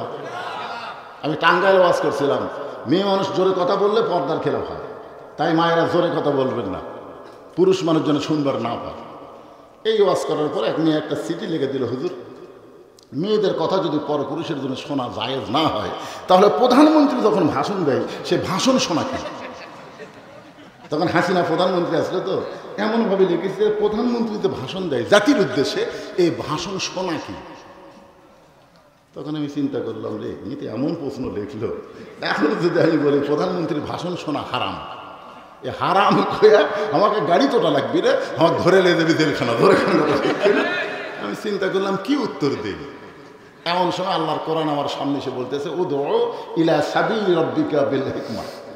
আল্লাহ বলতেছে মাওলানা প্রশ্ন করলে উত্তর ডাইরেক্ট দেওয়া লাগবে না, তুমি ইনডাইরেক্ট অ্যাঙ্গেল মেরে দাও। এখন কি মেরে দাও? আমি আল্লাহর কোরআন থেকে মা বোনদের পর্দার ওয়াজ করেছি অ্যাঙ্গেলে। ওই মেয়েটাই পরে আমার স্লিপ দিয়েছে, হুজুর আপনার কাছে এই প্রশ্ন করা আমার মারাত্মক অপরাধ হয়ে গেছে। এখন আসে আমার মায়েরা যারা পর্দার অন্তরে বসে আলোচনা শুনতেছেন, পুরুষের জন্য 1 নম্বর নেক আমল হলো নামাজ, আর নারীদের জন্য 1 নম্বর নেক আমলের নাম হলো পর্দা। তারপরে গল্প করতেছে, যার বউ ওটি গল্প করতেছে না, আল্লাহ কিন্তু ওই বউ ধরবি না, ওই স্বামী ধরবি। স্বামী খান আমার মেয়েদের তেজ ভরে গেছে, তেজ ভরে কি হবি রে? গল্প যদি আমরা শুনবার পাই, উঠি ভরিয়া লাভ কি? আল্লাহ রাসূলের হাদিস, আর দায়ুসু লা ইয়াদখুলুল জান্নাহ। সাহাবারা বললেন হুজুর দায়ুস কোন নারী? রাসূল বললেন দায়ুস কোন নারী না, দায়ুস হলো সকল পুরুষ মানুষ যাদের অধীনে নারীরা পর্দা করে না। তাহলে আপনার বউ যে চিল্লাচিল্লি করতেছে, আপনি কি করবেন? এখানে যারা বসে আছেন, আপনার বউয়েরা কি ঝগড়া করে? এই কথা কম ঝগড়া করে? আপনি যদি কোনোদিন এই ঝগড়ার ব্যাপারে বউরে কিছু না বলে থাকেন, এই বউ যত ঝগড়া করবি খালি বউয়ের পাপ হবে না, স্বামীরও পাপ হবে। কারণ গন্ধম কিন্তু আদম খায়নি, গন্ধম কিন্তু হাওয়া খাইছে, হাওয়া। আদমরে যখন শরবতের মধ্যে খাওয়ানো হয়েছে তখন আল্লাহ বলতেছেন আদম বলতেছে আল্লাহ কি জন্যে? বলে জান্নাতের পোশাক আর তোকে পরনে থাকবে না। আদম বলতেছে আল্লাহ আমি তো গন্ধম খাইনি। আল্লাহ আল্লাহ খাইনি। কি করছে? আমার খিলেছে। আপনি কি মনে করছেন আমি যখন বুঝবার পারছি যে শরবতের মধ্যে গন্ধ ফল আছে আমি কি ঢুকি চিপছি? আমি এই বাম হাতে টুটি চাইপা ধরে এই ডান হাত মুখের মধ্যে ঢুকাই দিয়ে রক্ত বমি করছি, তারপর আমার দোষ কোথায়? আল্লাহ বলে আদম আসলেই তোর দোষ নেই, কিন্তু তোর কাছে আমার প্রশ্ন হলো হাওয়া তোর কে হয়? আল্লাহ হাওয়া তো আমার বউ হয়। আল্লাহকে আদম হাওয়া তোমার কে হয়? আদমকে আল্লাহ হাওয়া আমার বউ হয়। আল্লাহকে আদম হাওয়া তোমার কে হয়? আদমকে আল্লাহ একই প্রশ্ন বারবার করো, হাওয়া আমার বউ হয়। আল্লাহকে আদম রে তিনবার প্রশ্ন করলাম, প্রত্যেকবারই বললা হাওয়া আমার বউ হয়। যতদিন হাওয়া তোমার বউ থাকবে তোমার দায়িত্ব হলো হাওয়া কি করতেছে এটা তোমাকে খেয়াল করা দরকার। ধরে কোন ঠিক কি না? তোমার হাওয়া গন্ধমের কাছে কখন গেল? আদমকে আমি খেয়াল করিনি। আল্লাহকে গন্ধমতে পাড়ে খেলো আমি খেয়াল করিনি। তোমাকে যে শরবত করে খাওয়ালো আদমকে আল্লাহ আমি খেয়াল করিনি। আল্লাহকে বিয়া করবা তুমি আর খেয়াল করবো আমি? আজকে যাদের বউ চিল্লাচিল্লি করতেছে, যে সমস্ত মেয়েরা ঝগড়া করতেছে, এই সমস্ত মেয়েদের বান্দার আগে আল্লাহ স্বামীকে আগে বানবে। স্বামী এইবারে বন্ধ হয়ে গেছে আলহামদুলিল্লাহ। আর চিল্লাচিল্লি না। পানি লয় তো, পানির চাইতো বড় গল্প হলে মেয়ে মানুষ চিল্লাচিল্লি করে। আমার মায়েরা যারা পর্দার অন্তরাল শোনেন, আল্লাহর নবী ফাতেমার সঙ্গে দেখা করে বললেন ফাতেমা তোমার কি কখনো মনে হয় তোমার বাবা আল্লাহর নবী হওয়ার কারণে আল্লাহ তোমাকে জান্নাত দিবে? এ কথা কি তোমার কখনো মনে হয়? ফাতেমা বলতেছে বাবা এই কথা আমার সবসময় মনে হয়। আমার বাবা বিশ্ব নবী হওয়ার কারণে অবশ্যই আল্লাহ ফাতেমাকে জান্নাত দিবে। রাসূল বলে ফাতেমা তোমার বাবা বিশ্ব নবী হওয়ার কারণে আল্লাহ তোমাকে জান্নাত দিবে, এই চিন্তা যদি তোমার মনের মধ্যে থাকে তাহলে তুমি বড় ভুল করেছো মা, তুমি বড় ভুল করেছো। তোমার বাবা নবী হিসাবে আল্লাহ তোমাকে জান্নাত দিবে না। জান্নাতে যদি যাবার চাও তাহলে জান্নাতের আমল করে জান্নাতে যেতে হবে। রাসূল তার কলিজার টুকরাকে বললেন জান্নাতে যদি যাবার চাও জান্নাতের আমল করে দেওয়া লাগবে। ফাতেমা বললেন বাবা জান্নাতের আমল কি? আল্লাহ রাসূল বললেন মেয়ে হওয়ার কারণে আল্লাহ সহজ করে দিয়েছে। জোরে কোন সুবহানাল্লাহ। মেয়েদের জন্য জান্নাতে যাওয়া খুবই সহজ। 5 ওয়াক্ত নামাজের কথা আছে, রমজান মাসে রোজার কথা, স্বামীর খেদমত আর পর্দা। আল্লাহ রাসূল বলেছেন 24 ঘন্টায় নামাজ পড়া লাগবে না। 24 ঘন্টার মধ্যে 5 বার, কয়বার? 5টা ওয়াক্ত, 5টা সময়। এই 5 সময় নামাজ পড়লে নামাজের হক আদায় হবে। তার মানে বোঝা গেল 24 ঘন্টায় নামাজ নাই, 5 বার নামাজ পড়লে নামাজ শেষ।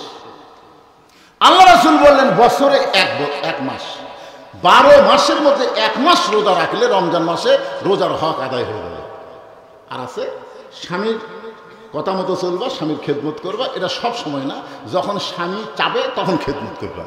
কিন্তু সতীত্বের হেফাজত পর্দা এটার কোনো সময় নাই, এটা সব সময় নারীদের জন্য আল্লাহ ফরজ করেছে। কোনো সময় নেই, সব সময়। আমার মায়েরা যারা পর্দায় আছেন, সঙ্গে সঙ্গে ফাতেমা তার ওড়না ছিল গায়ে, এই ওড়নাটা মাথার উপর দিয়ে বললেন বাবা আপনাকে সাক্ষী রেখে বলতেছি এই মুহূর্তে আমি ফাতেমা পর্দার ভিতরে ঢুকে গেলাম। নবীকে সাক্ষী রেখে ফাতেমা পর্দার মধ্যে ঢুকে গেল। কেমন পর্দা! মেয়েরা একদিন ফাতেমার সঙ্গে দেখা করবে, মেয়ে মানুষ ফাতেমার সঙ্গে দেখা করবে, দরজার দাঁড়িয়ে আছে অনেকগুলো মেয়ে, ফাতেমার বাড়ির দরজার দাঁড়িয়ে আছে, ফাতেমার সঙ্গে দেখা করবে।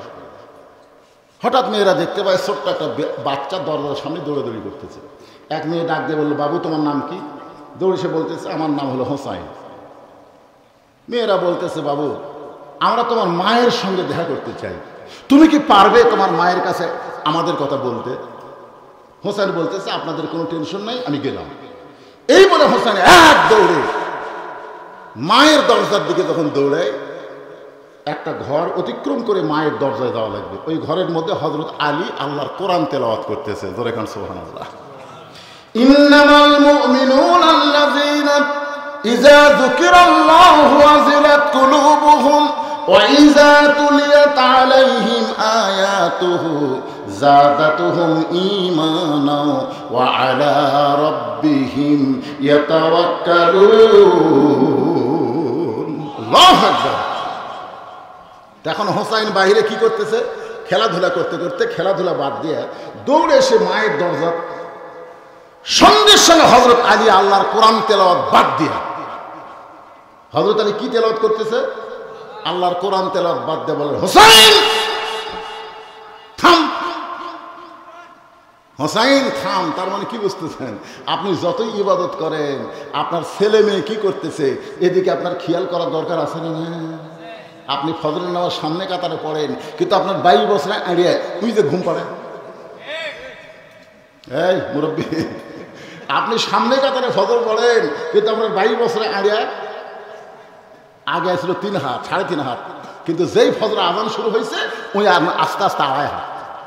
2.5 হাত মানে কি? কম্বলের মধ্যে যে আজান শুনছে কম্বল মাথার উপর দিয়েছে, এখন পাও বার হবে, কি করবে? আস্তে করে পাও টানে না বুকের সাথে রাখছে। বাবা নামাজে যাওয়ার সময় জানলাতে দেখে লেপ দিয়ে মনে হয় চাউলের বস্তা ঢাকা থাকে, মানে মাথাও নেই পাও নেই।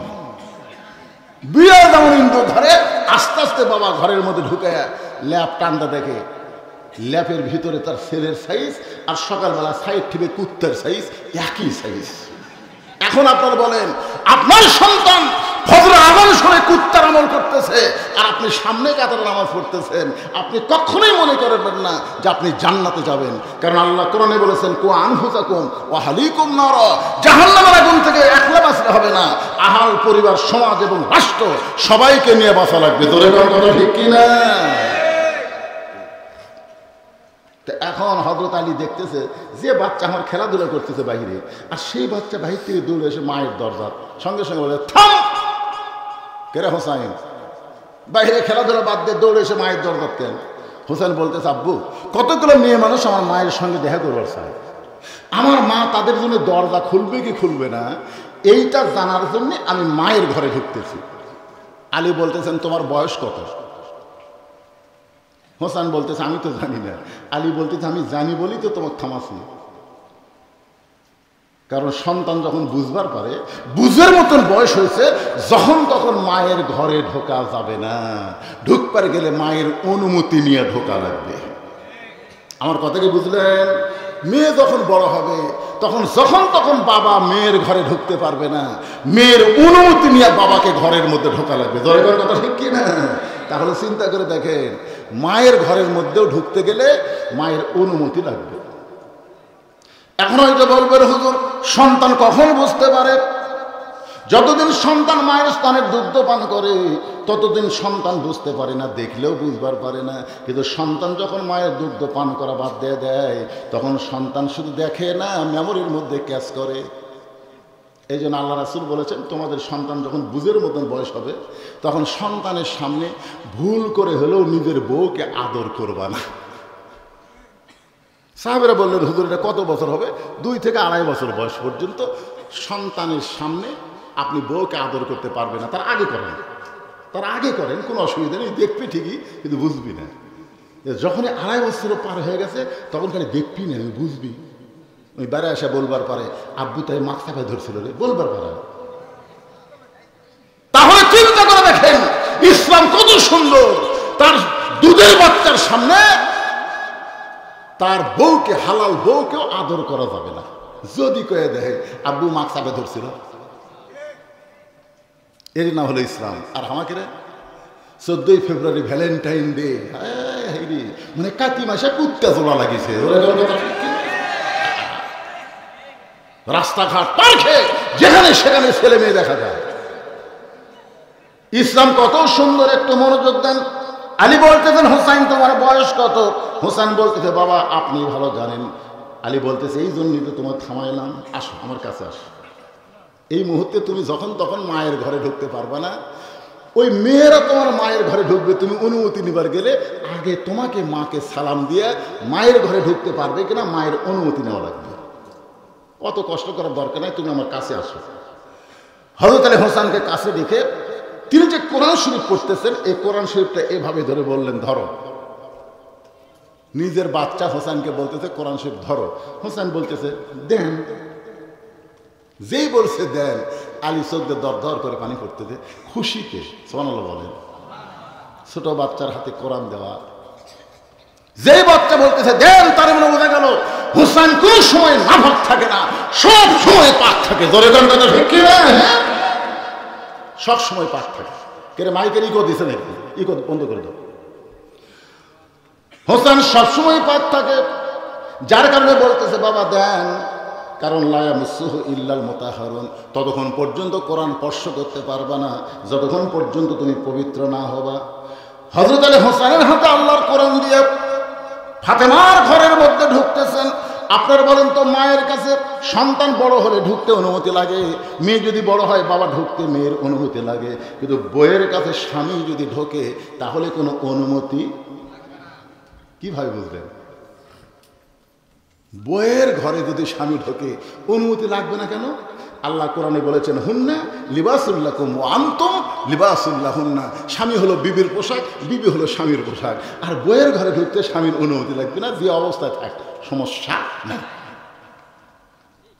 হযরত আলী সালাম দিয়ে ঘরের দরজা খুলে তাকায় দেখেন ফাতেমা ঘরের ভিতরে ডান হাতে আল্লাহর কোরআন শরীফ আর বাম হাতে জাতা ঘুরাইতেছে।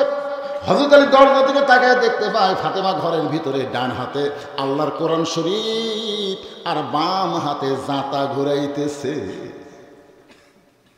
এই দৃশ্য দেখার সাথে সাথে হযরত আলী আল্লাহর কোরআন থেকে তেলাওয়াত করলেন, রব্বানা, সকলে পড়েন, রব্বানা আতিনা ফিদ দুনিয়া হাসানাতাও ওয়া ফিল আখিরাতি হাসানা ওয়া কিনা আযাবান্নার।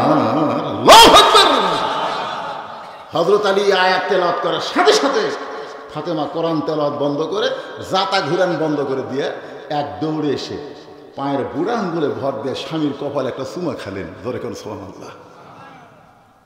আলী বলতেছেন ফাতেমা, তুমি কোরআন তেলাওয়াত করতেছিলে, জাতা ঘুরাইতেছিলে, কিন্তু আমি শুধু দরজা সালাম দেওয়ার সাথে সাথে তুমি কেন কোরআন তেলাওয়াত বন্ধ করলে? তুমি কেন জাতা ঘুরান বন্ধ করলে?